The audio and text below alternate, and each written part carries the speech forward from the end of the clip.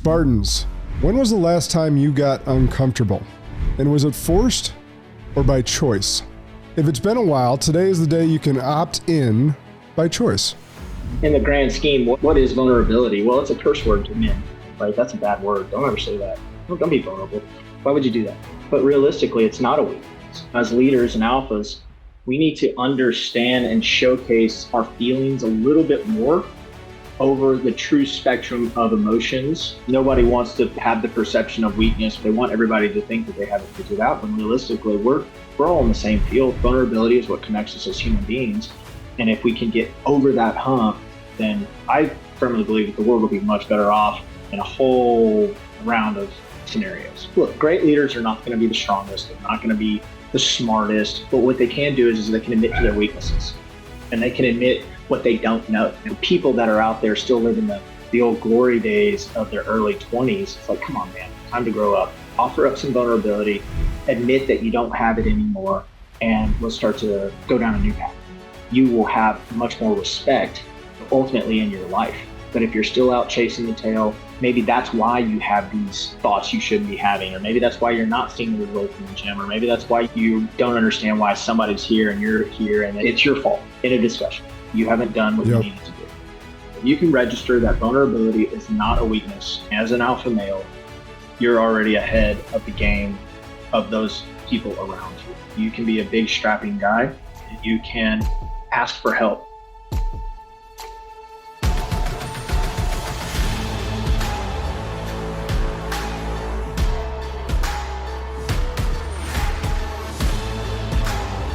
This is Sparta! Welcome back to Spartan Leadership. I'm your host, Josh Kosnick, and this is your reminder. Please share these episodes. And if you can, I would love to know what you're learning. If you leave us a review, I do look at those, and I want to know what's been the most valuable thing that you've learned thus far. What are we doing well, and how can we serve you more? Either leave a comment on YouTube or leave a review on Apple Podcasts or Spotify or whatever your favorite platform is. But today, Spartans, when was the last time you got uncomfortable?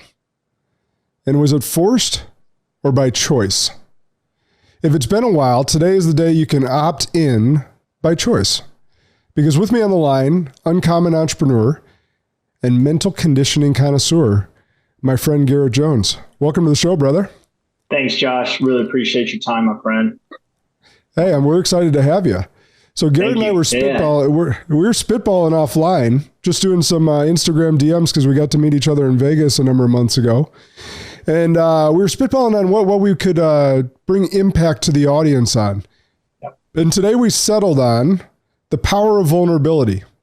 So that's going to be our topic today. Our topic of exploration is going to be on vulnerability. So buckle in, because as you all know, I love to lead through vulnerability. I coined the term alpha vulnerability because I do believe that you can be an alpha and vulnerable at the same time. And I think it's actually incumbent upon us alphas to show vulnerability.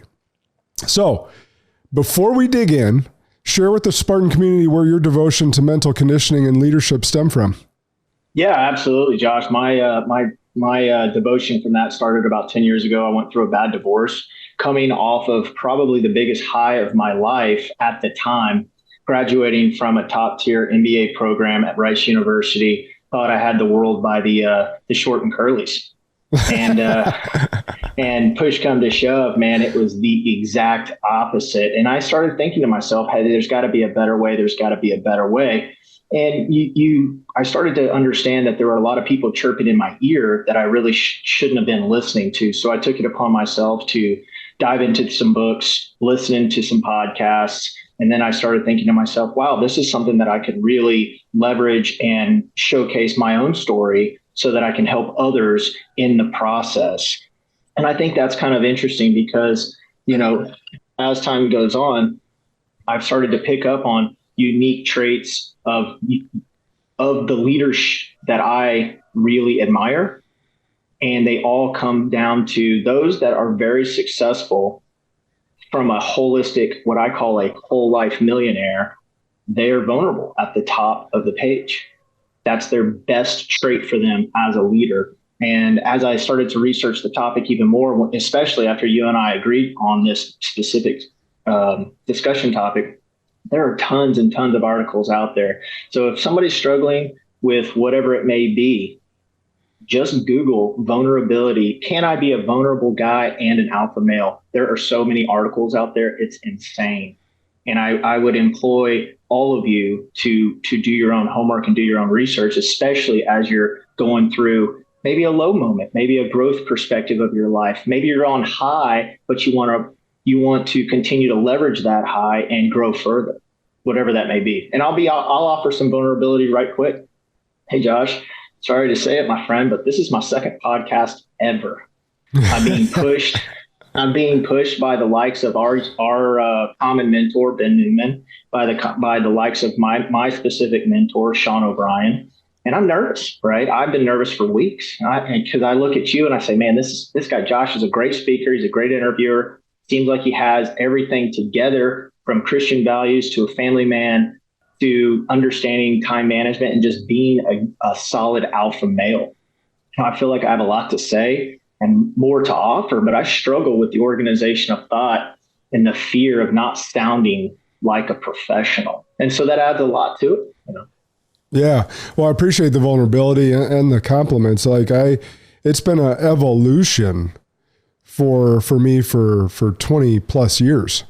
Right. And that's the thing is, I was too alpha and not vulnerable enough in my early 20s. Right. And you learn over time, and then you overswing the pendulum sometimes. Yep. And then you got to find that happy medium where you can truly lean into your power as a masculine male and lead through that masculine, but also show that, hey, it's all right to cry. Right. It's Absolutely. all right. It's all right 100%. To admit mistakes. It's all right Absolutely. To say, I'm sorry. In fact, I think those are all things that show strength, that show a true masculine, and not something that is seen as weak or shown as weak. And that's what a lot of society is really shoved down our throats. And some bad parenting, bad teachers back in the day, and my dad was one of those where, he was taught by his dad that, rub dirt on it, don't cry. And so he taught us that way, right? Don't show weakness. And that's stemmed from like the bravado of the movies, from military to sports to whatever. And so we think we have to act a certain way as men. And Garrett and I are here to tell you today that the exact opposite is true. And we just need to unlearn some of those bad habits. Absolutely. A story comes to mind, which I think you'll appreciate. Hopefully all your listeners do as well. I'm a Christian. I did some research on this, and my pastor of my church is a former military, very, very alpha young guy. And I was kind of working with him on a few things, and I told him about the opportunity to come in and speak to this topic. He gave me a great example. And as soon as he said it, I said, man, that is such an awesome topic. It's the story of David and Goliath. Here you have David, right?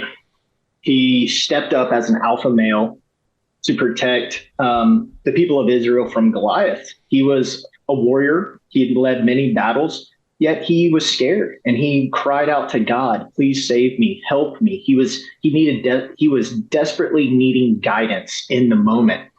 And I look at that and I say, well, how is it that such a badass can cut the head off of the opponent, but yet at the same time be crying to God saying, God, please guide me through this. Help me in this manner. And if it's as simple as just reading Psalm 86, passage 1-3, if I refer to my notes. Yep.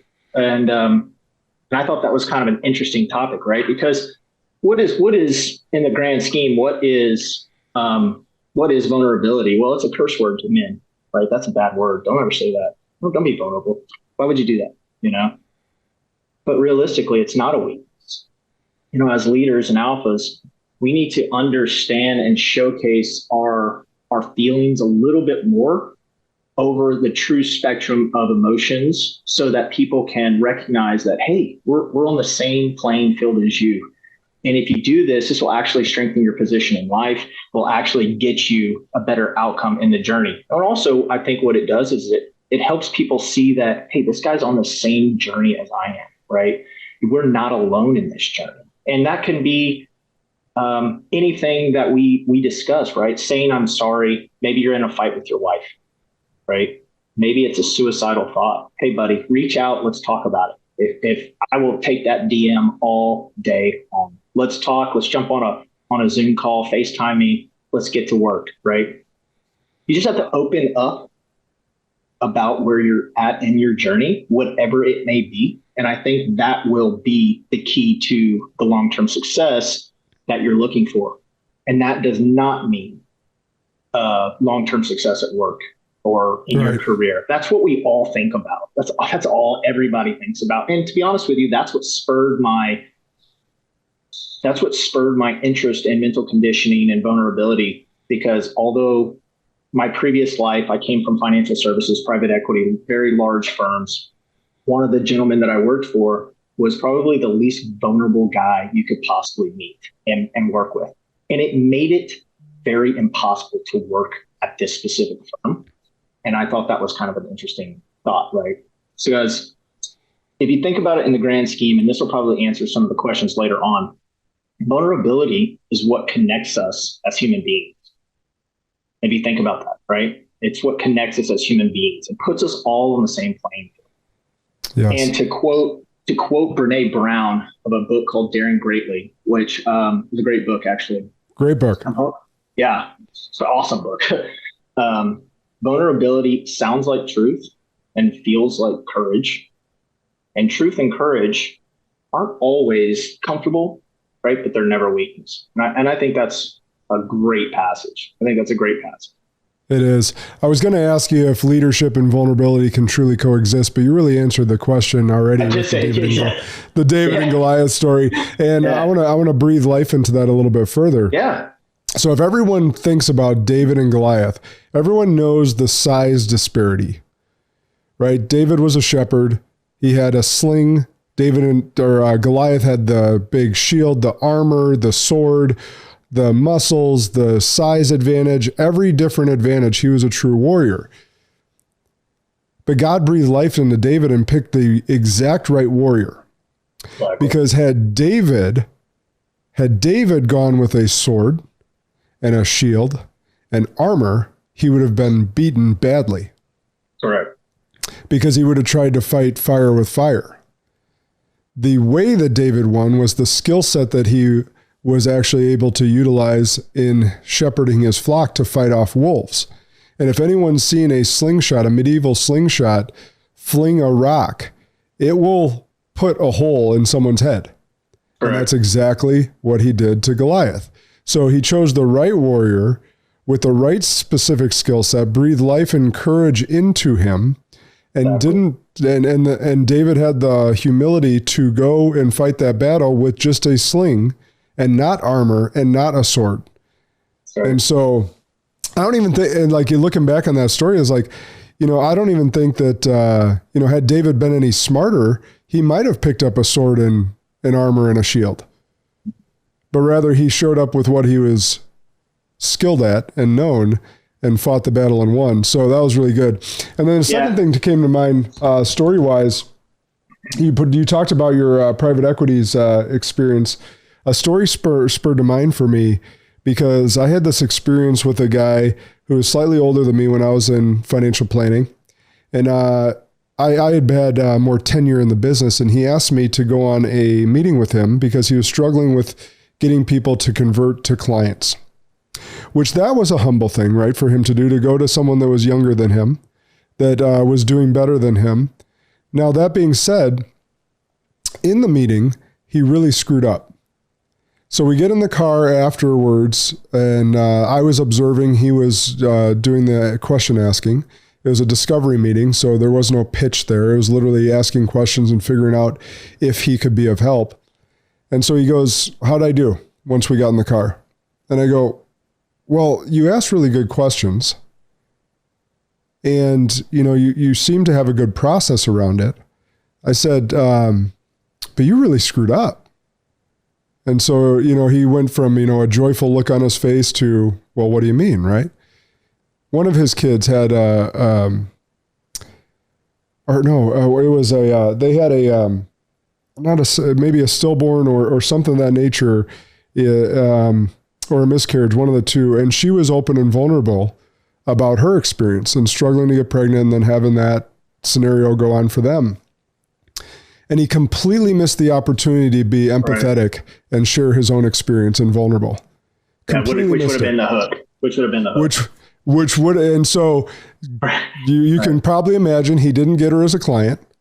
Now, would it have been a guarantee that he got her as a client if he shared the story? No, but it would have endeared them together, and they could have shared or commiserated in that experience, shared experience that they both had, which I didn't have, by the way. So me sitting there, I couldn't share or empathize with her.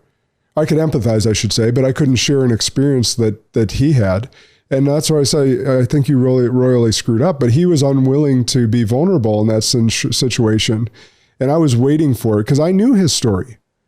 And I was waiting, and she opens up. I'm like, there's the door. Walk through it. Walk through the door.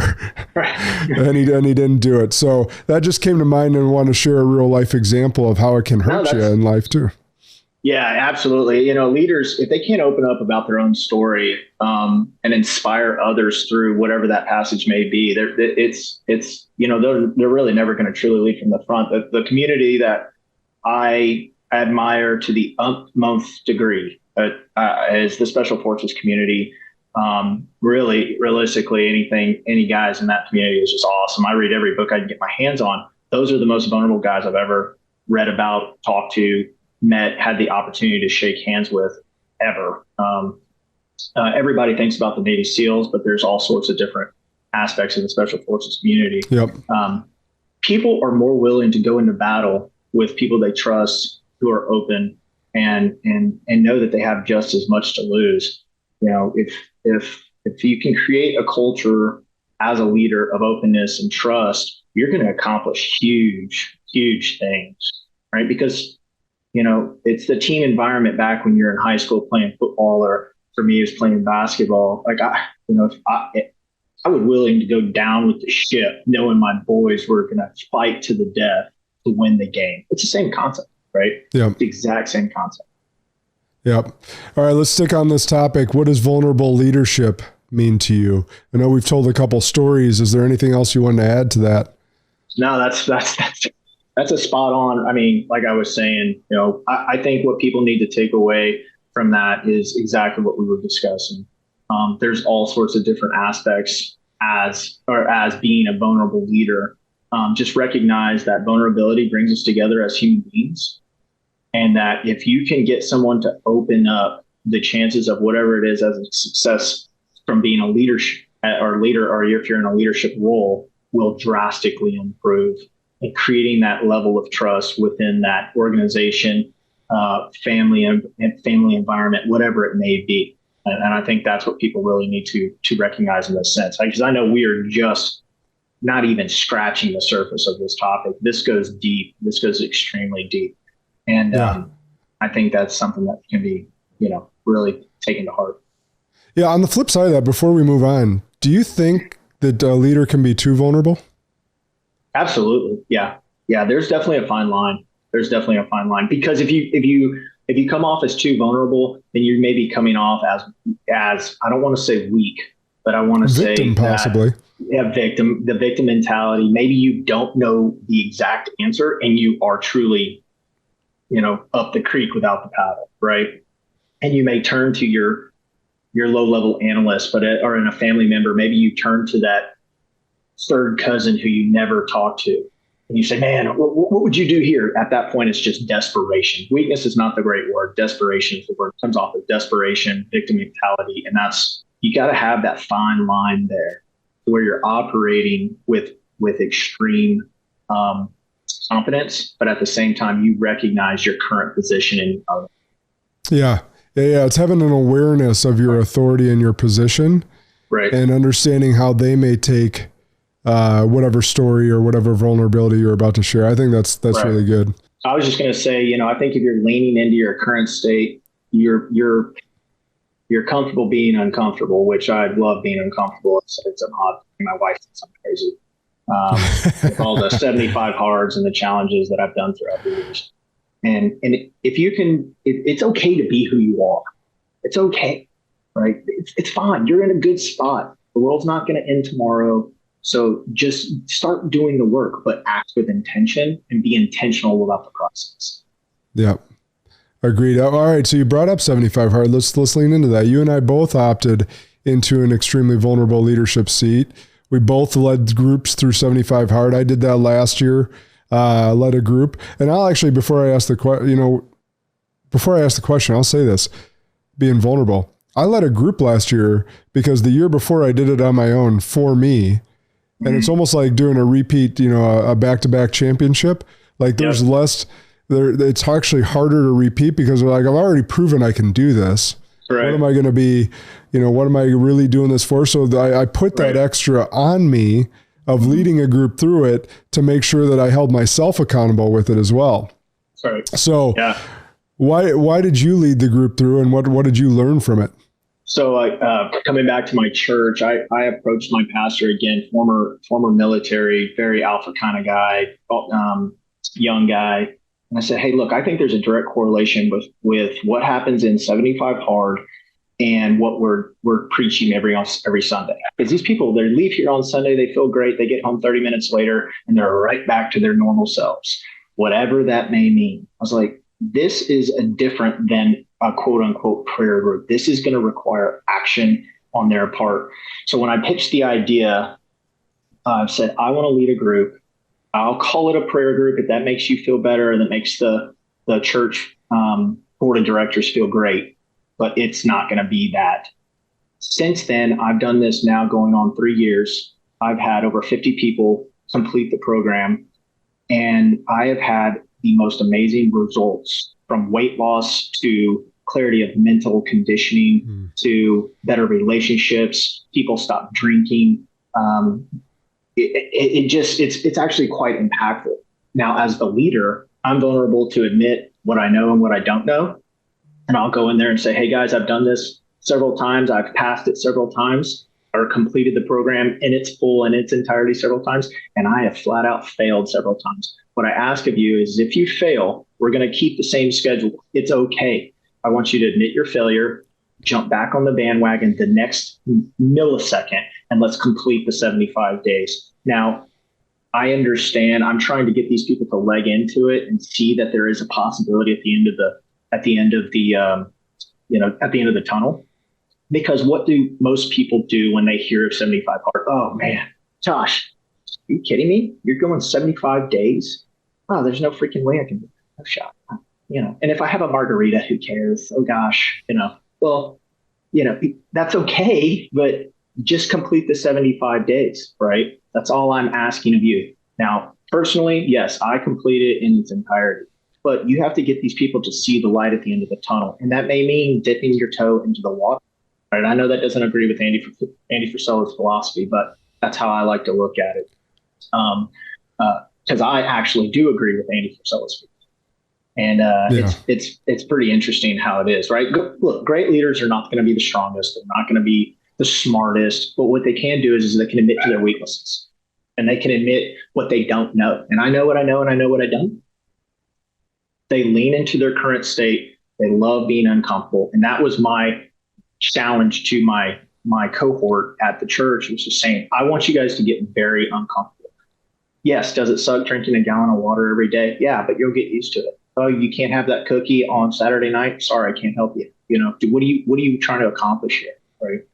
And I promise everybody, I think this is the hook. I promise everybody that success for whatever their objective is 100% guaranteed. I guarantee it without fail. Well, so that's so good. You hit on something that spurred in me that self-confidence, self-worth is such a massive problem across our country. Oh man, it's huge. And what they don't realize is that discipline is actually an antidote to it. What they don't understand is that self-confidence is built by keeping thousands of tiny promises to yourself. Mm-hmm. And what they're doing is every time you choose not to do, and it's a choice, every time you choose not to do something you said you were going to do, you're eroding your self-confidence and your self-worth. And every time you choose to do something you say you're going to do, like for instance, I'm on 75 hard right now and I had to do some traveling and going to Atlanta and back those 2 nights, I didn't get my second workout done until 11:30 p.m. both nights. That's right. Because I was in full leadership sessions both days, working with the team that Tuesday and that Wednesday. And, I get home, got to get it done. And you're exhausted. Yes. And would it have been nice to just go to bed? Yeah, it would have been great to just go straight to bed. But at the same point, I said I was going to do something. And so I felt really good when I did go to bed that I did what I said I was going to do. And so that builds. So what people don't understand is what you see in me, what others see in me that I have, quote unquote, figured out. What I figured out is in part, and I don't have everything figured out, but I have a lot figured out. And it's been through trial and error, but it's been years and years and years of doing what I said I was going to do. And accomplishing things that I said I was going to accomplish, and setting big goals and big visions and going after them with all my heart. Right. And so, and then when you achieve them, you build this case study that I am who the fuck I say I am. Exactly. That's right. And so you want to become that version of yourself. You want to become me. You want to become Andy Frisella. You want to become Brene Brown. You want to become whoever you idolize or look up to. I think look up to, by the way, is a much better term. Idolizing anything outside of God is a fool's errand. So, but whoever you look up to, you want to be like them. Start building the case study for yourself that you are who you say you are. Correct. And it's by winning each day and keeping those little tiny promises to yourself that will create the human being that you want to be. Right. So this year, as an example, there's 2 habits that I said I was going to instill this year that were more on the personal nature, more on a discipline nature to make me a little bit better as a human being that have nothing to do with business, but everything to do with life. Actually, a little bit to do with business. One is I was going to read the New Testament front to back because I've never actually done it. I've read the Bible multiple times, but never front to back. And I really wanted to just get down with Jesus's life this year as I grow my relationship closer and closer. And I've kept that promise. I read 2 pages every morning of the New Testament. And I'm reading John Maxwell's Leadership Bible. So there's added context and stuff that helped me think about my leadership journey because Jesus, I believe, was the best leader of all time. And again, you don't have to be a Christian to believe that. He's phenomenal. So, and then the second one is to write 3 wins in my little journal that I keep by my bedside every single day before I go to bed. So the first thing I do when I hop in bed is I pull out that journal, I write down my 3 wins, and I set it back down. But I now have over 200 wins already on the year written in my journal. By the end of the year, I'll have over 1,100 wins written in that journal. How freaking cool is that going to be to look at on December 31st? You will be very proud and you will be very excited once that December 31st date hits. I know this for a fact. My wife, who is also very big into mental conditioning, she has a journal that I'd love to. She keeps it out every day. It's called the Happiness Project. She writes down a happy thought or a win that she takes place in every single day. Gosh, she's been doing this since like 2016, bro. It's insane. She has books on books on books, and it just every single day. And I think that's pretty interesting.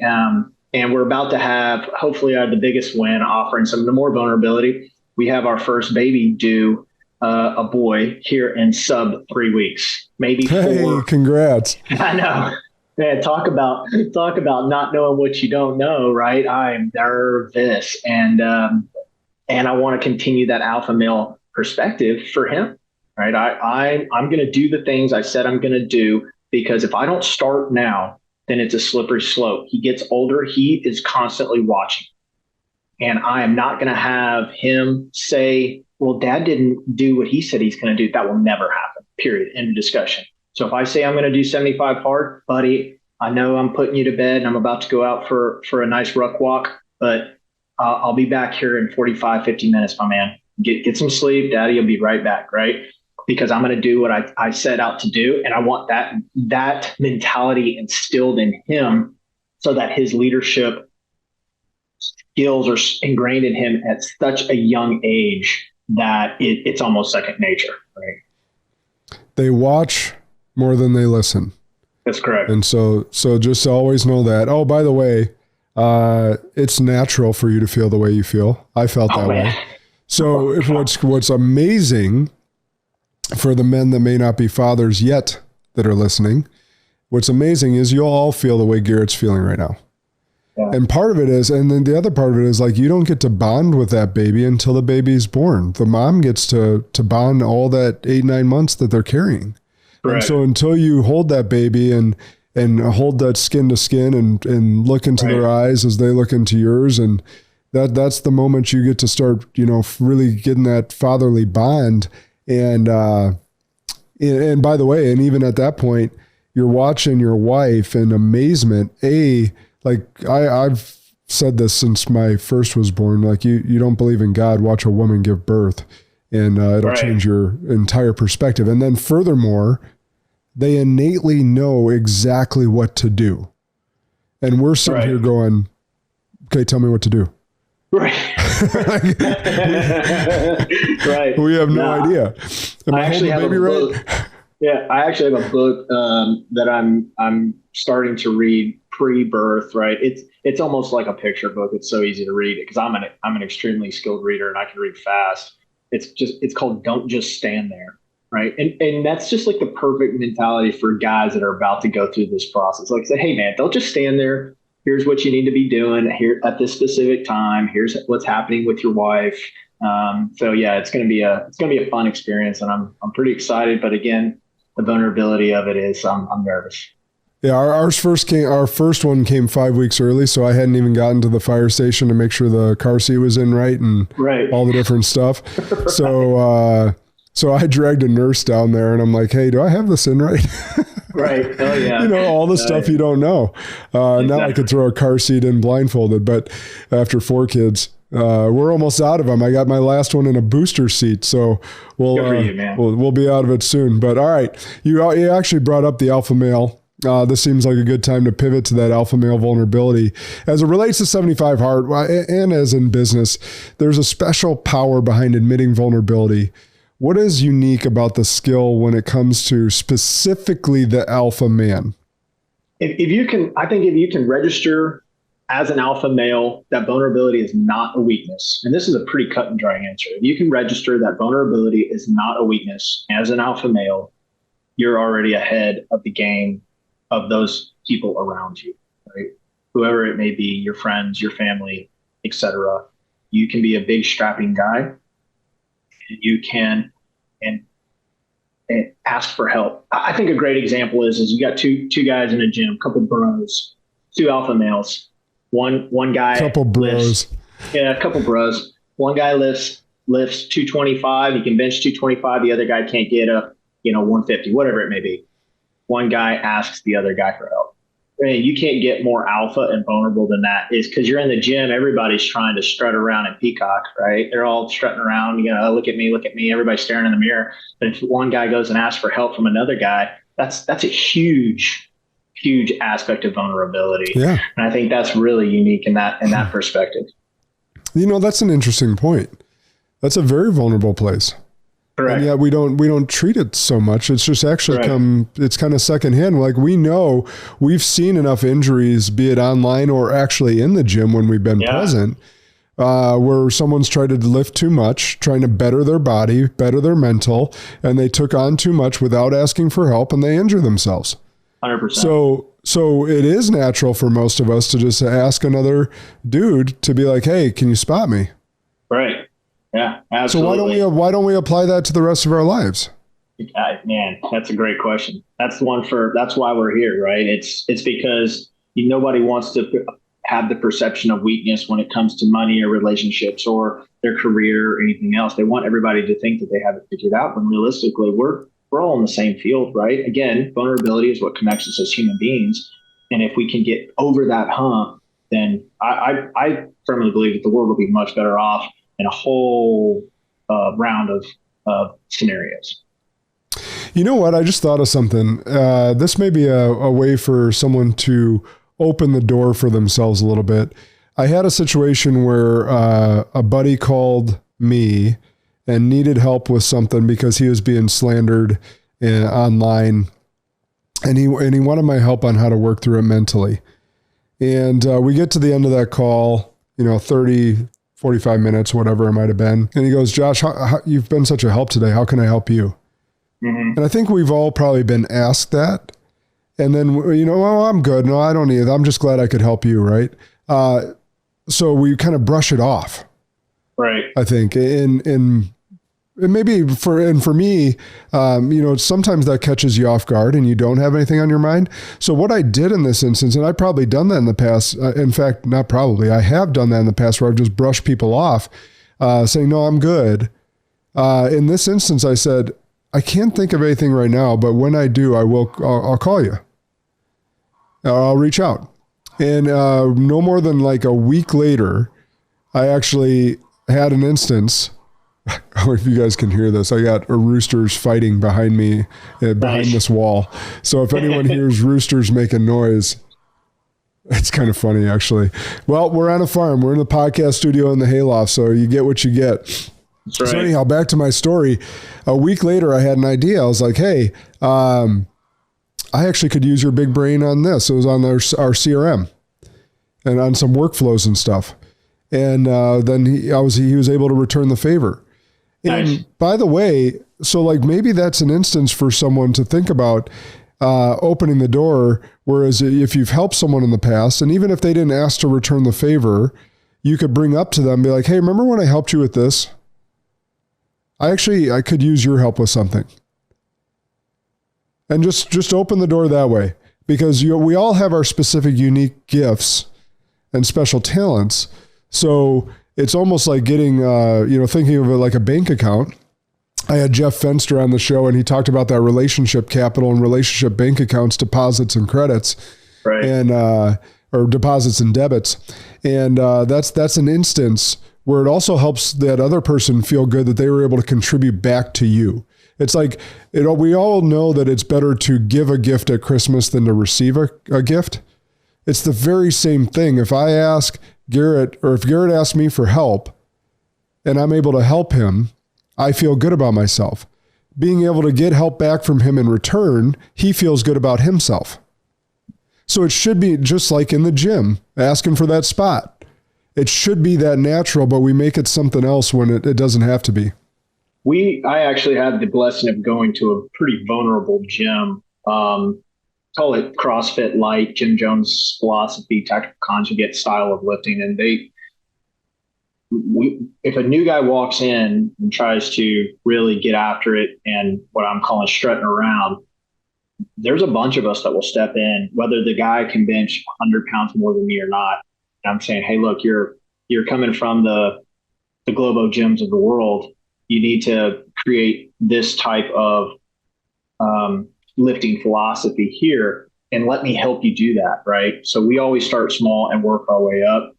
There'll be days when I don't want to lift as heavy as I know I should, and vice versa with some of the other guys, but we're always there to spot each other. We're always there to have each other's back. It's an uncomfortable setting, right?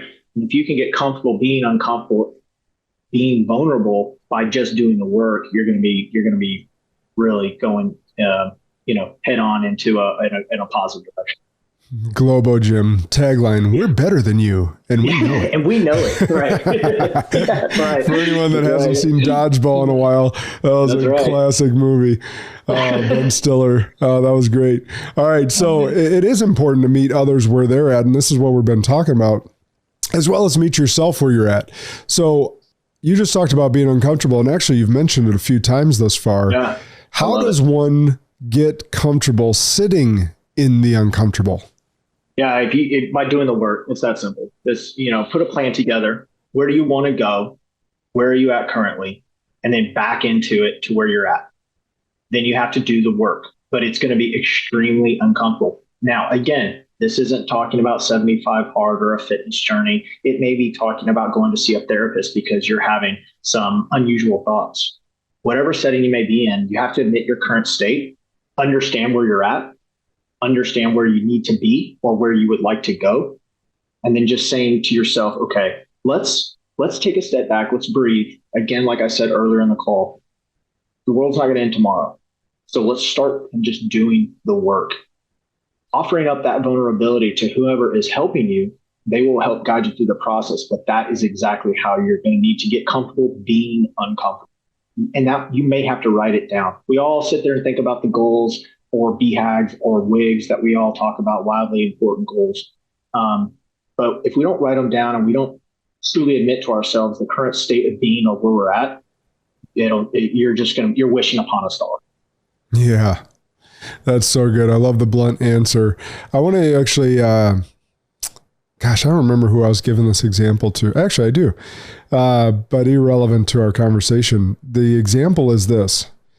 You're about to have a child. That child is going to have all the firsts. Right. All the firsts. And like when we're think about like, so you grow to a toddler where you're 1 to 2 years old and you're attempting to walk. That's an uncomfortable thing. Right. You fall down a lot, you trip, you bump your head, you bump your elbows, you bump your knees. And we don't remember this because we were so young, at least most of us. I know there's some weirdos out there that can remember when they were 1 or 2, but anyhow, that's an uncomfortable thing. And as we grow into our adulthood, we don't do those really uncomfortable things, those firsts. We don't have those firsts a lot.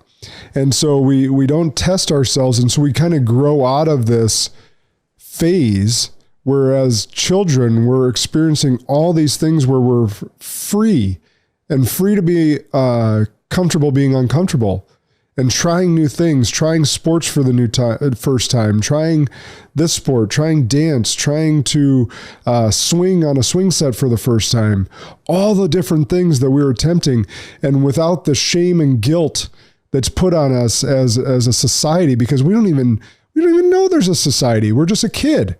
Right. And we're just experiencing the world. And yet, as an adult, we get this conditioning because we're afraid of being made fun of, or we're afraid of looking like a fool, or we're afraid of what others might think, or that you might fail. And maybe it's not even outside, it's inside of you. Right. And so I just think like the comfortable getting uncomfortable is like treating yourself like a kid again and just going out and doing it and figuring out and having the humility to laugh at yourself. Yeah. Yeah. Laughing, that's a great one. Great way to think about it. If you can just have the humility to laugh at yourself, you're going to go, oh man, all right, let's get back up on the horse and try again. Let's swing the bat one more time. Those toddlers aren't giving up. No, those toddlers aren't giving up. Correct. They're gonna get what they want. Exactly. Right. And I don't even have one yet, and I already know. Exactly. Right. They're gonna fall down when they're trying to go from crawling to walking over and over and over. Same thing riding a bike. They're gonna teeter over one way or the other, over and over and over. And then one day they got it. They never give up. They're little scientists, is what they are. Right. Is like they're figuring out ways. They have a hypothesis that this might work. They're going to take a step and they're going to try and balance, or they have a hypothesis that just getting on the bike will just balance by itself. Oh, that didn't work.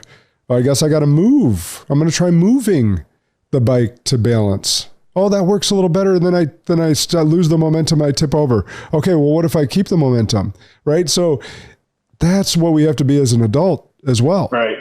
It's constant scientists. Oh, I got triggered by something. Well, let's dig it. Well, why'd I have an emotional reaction to that? I actually had an emotional reaction to something yesterday, and I couldn't figure out what it was. I was like, why? Why? I don't understand. Like, so I went for a walk, and I got a little bit of resolution. I didn't get total complete closure on it, I don't think, but I became a scientist. I was like, it was enough where it was throwing me off my game for like 30 minutes where I'm like, all right, I'm going for a walk. I needed to do an outdoor workout anyhow, so I got my ruck in. But like I needed that mental clarity break to figure out, to be a scientist, to figure out what triggered that emotional response. Correct. And I love saying this. I've put this on Facebook before as well. Is like, your triggers aren't the world's responsibility. Oh, I love that. Your triggers are your responsibility. Like, I don't have to walk on eggshells around your triggers, and nor should you expect me to. So that, like, this soft society that sits there and, well, I'm triggered. great. Now figure out why you're triggered and freaking fix it. It's interesting going back to the main topic. It's saying, many years ago when we were kids, we were told you can do anything. And you've heard this, and you probably know who I'm talking about. You can do anything. You can be an astronaut. You can be a pro baseball player. Coming out of business school, for me, it was working in a specific industry. But then somewhere along the lines, those same people that were telling us those, they start beating down on us. Well, when are you going to do this? Well, you can't invest that much into it. It'll never work. And then it all starts to level out because those same people, sadly enough, are bringing you down to their level. Realistically, if you are feeling that position of your life, where again, not necessarily career oriented, it can be any type of orientation in this specific context, you have to admit where you're at and you have to do the work yourself. And that might mean the vulnerability and fear of cutting people out of your life. Man, there's a whole nother topic for a whole nother conversation. I'm going through that right now and I am adamant about it. And I think it's good for my family. I'm making sure that the people I interact with are the people I want to be around, the people I emulate, guys like the Josh Kosnicks of the world, the Sean O'Briens of the world. Those are the guys I want to interact with. I want my family to interact, right? Because they're going to level me up just as much as I'm going to try to level them up. Or if I can't, I'm going to damn sure die trying. The guys that are, or the people that are out there still living the old glory days of their early 20s. It's like, come on, man, time to grow up. Offer up some vulnerability. Admit that you don't have it anymore, and let's start to go down a new path. You will have much more respect in your, ultimately in your life. But if you're still out chasing the tail, or you're still out doing whatever it is you're doing, maybe that's why you have these thoughts you shouldn't be having, or maybe that's why you're not seeing the results in the gym, or maybe that's why you don't understand why somebody's here and you're here, and it's your fault in a discussion. You haven't done what you needed to do. Yep. What part of the problem is me? One of my favorite questions. Right. All of it. Exactly. Yeah. Right. It's so good. What part of the problem is me? I know for the long-time listeners, they've heard me say it multiple times. But it goes back to also Andy Frisella's famous quote of personal responsibility is the ultimate rebellion. Exactly. You want to be part of the resistance? Well, become personally responsible and become excellent in your pursuit of that. Right. Absolutely. Yeah. I have that saved on my phone, actually. That's a great one. Dude, yeah. It's so good because we need a cultural revolution. And he's talked about that. I was like, we could get all these, if we all came together, we could get all these corrupt politicians out, but the same corrupt people, maybe not the same ones, but the same type of corrupt people would weasel their way back in because of our culture right now. Yeah, exactly. It's going to take guys. It's going to definitely take, guys of that caliber to create that type of revolution that everybody, I think, is yearning for, no matter which side of the aisle that you're leaning towards, because it's blatantly obvious. But that's a topic for another day as well. I do those episodes too. We do political ones to get those out there. I recorded one yesterday. You and I are on the same page. You and I lean the same way, so that is what it is. Well, here's the thing: we both lean the American way. Exactly. I mean, 100%. anything that's even remotely right of even a centimeter right of the far left is extremist nowadays. Exactly. The far left has gone so far that anyone in the middle has no place over there. You're labeled an ist or a bigot or whatever, which that's not true. It's literally, we just don't want shoved down our throats, whatever the hell you're pushing.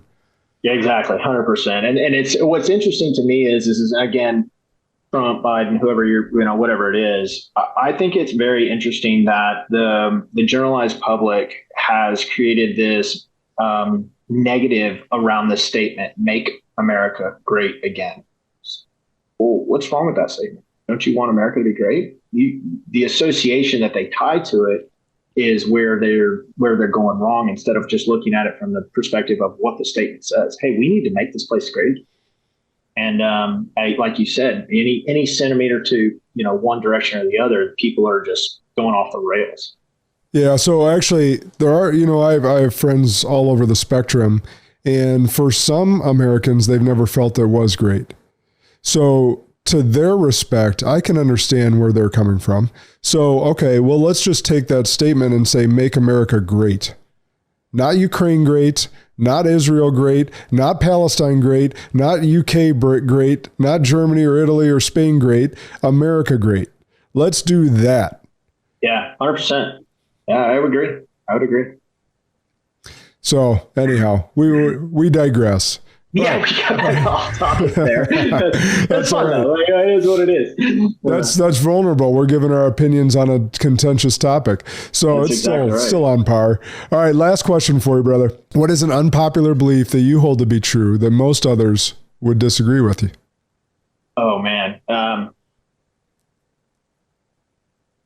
I think that we've really touched on it, because it's not one that I talk about quite a bit, but this is a topic that has been very profound to me over the years, is the aspect of vulnerability. Because I was told at one point when I was young and running and trying to make my mark on the world, is like, man, you're not very vulnerable. You don't operate with a lot of hubris.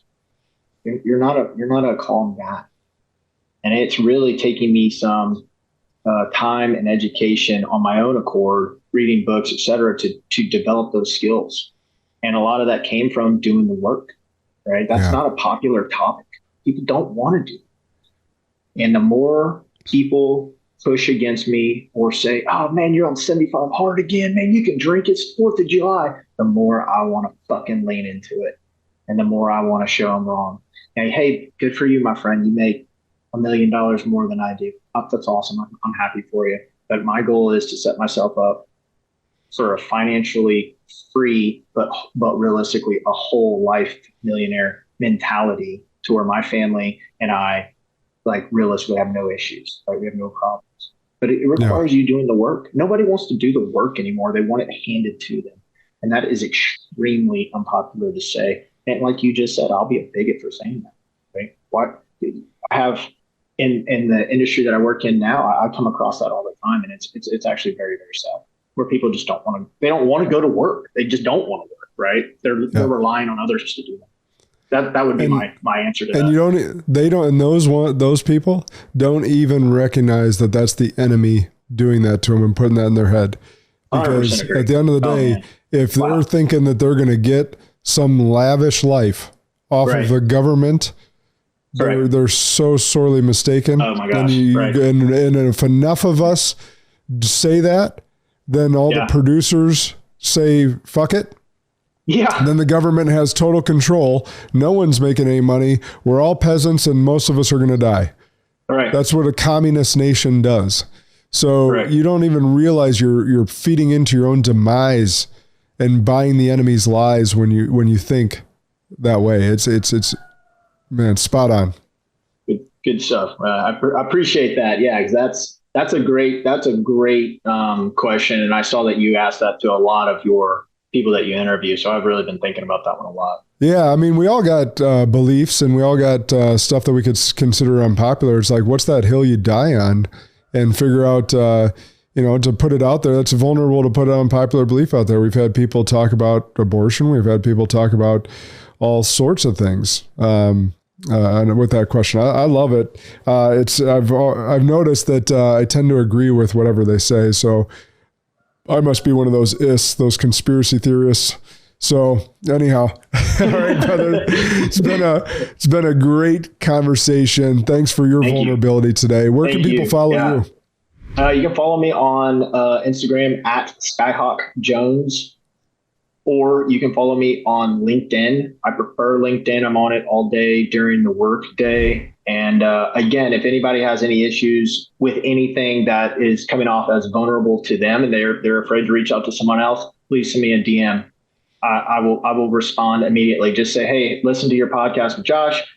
Here are my thoughts. What do you have for me? Is there anything you have any suggestions? 1000%. If I don't know the answer, I will find somebody that does.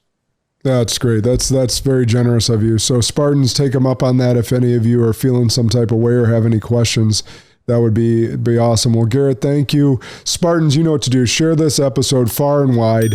Make sure that your friends, especially those potential alpha males that you feel should have more vulnerability in their life, and it could even strengthen your relationship with them, or it could strengthen them as a human being and make them a better leader. Make sure that they get this in their ears.